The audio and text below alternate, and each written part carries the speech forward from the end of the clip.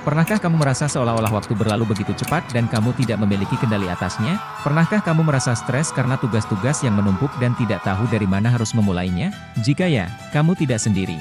Mengatur waktu dengan tepat adalah keterampilan yang krusial, namun seringkali diabaikan dalam mencapai kesuksesan pribadi dan profesional. Mengelola waktu dengan bijaksana bukanlah sekadar tentang membuat daftar tugas atau memasukkan janji ke dalam kalender.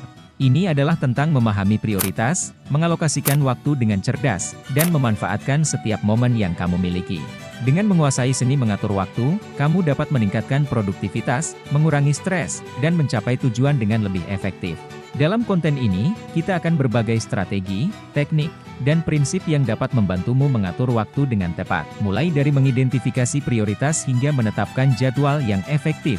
Dari menghindari prokrastinasi hingga mengelola gangguan, kita akan membahas semua hal yang kamu butuhkan untuk mengoptimalkan penggunaan waktu.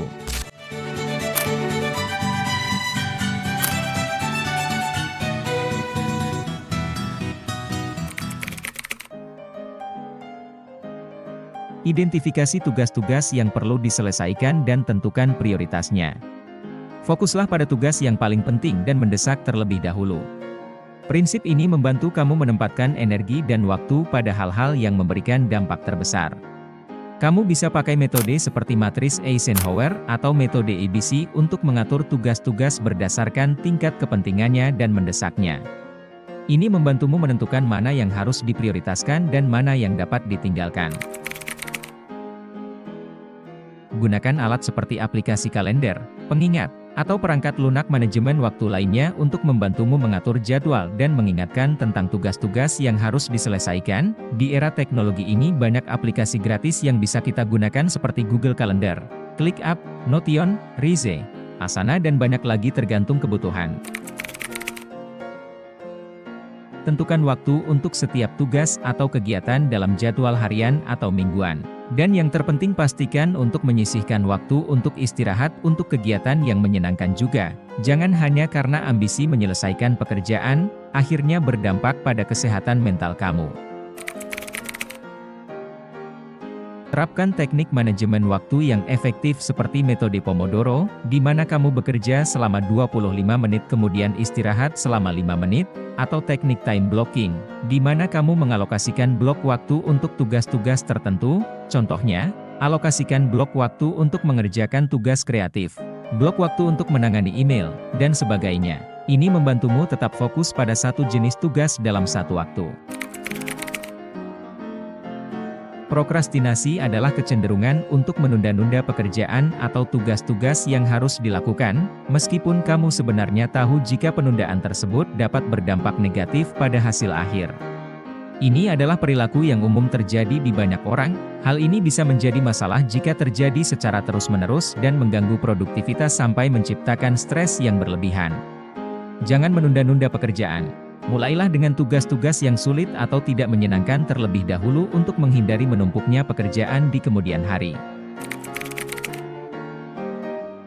Meskipun penting untuk memiliki jadwal yang terorganisir, tetaplah fleksibel untuk menyesuaikan diri dengan perubahan yang tidak terduga.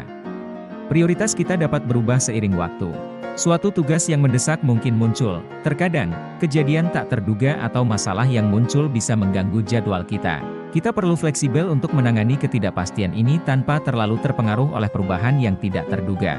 Atau mungkin kita menemukan bahwa tugas yang kita pikir penting sebelumnya sebenarnya tidak begitu mendesak. Fleksibilitas memungkinkan kita untuk menyesuaikan jadwal sesuai dengan perubahan prioritas.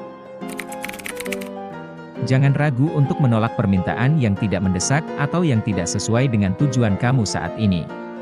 Jangan terlalu banyak mengisi jadwalmu dengan komitmen yang tidak penting atau yang sudah keluar jalur dari tujuanmu. Belajar mengatakan tidak kepada hal-hal yang kurang penting secara tidak langsung akan membantu kamu memprioritaskan waktumu. Rekreasi dan interaksi sosial. Keseimbangan antara pekerjaan dan kehidupan pribadi sangat penting untuk menjaga kesehatan mental dan kebahagiaan kamu, karena akan dapat membantu menjaga produktivitas dan kesejahteraanmu. Tetaplah konsisten dalam menerapkan rutinitas manajemen waktu. Praktik yang konsisten akan membantu kamu mengembangkan kebiasaan yang efektif, meningkatkan fokus, mengoptimalkan efisiensi dalam mengatur waktumu. Terima kasih telah menonton video kami tentang cara mengatur waktu dengan efektif. Kami harap kamu mendapatkan wawasan dan tips yang bermanfaat untuk meningkatkan produktivitas. Jangan lupa untuk memberikan komen di bagian komentar di bawah. Kami sangat menghargai pendapat dan saran dari kamu. Jika kamu menikmati konten ini, pastikan untuk subscribe dan aktifkan lonceng notifikasi agar tidak ketinggalan video kami berikutnya tentang topik-topik terkait pengembangan diri, manajemen waktu, dan produktivitas. Bagikan video ini dengan teman atau keluarga yang mungkin juga tertarik untuk belajar lebih lanjut tentang mengatur waktu yang efektif. Bersama-sama, kita bisa menjadi lebih baik. Sampai jumpa di video kami berikutnya.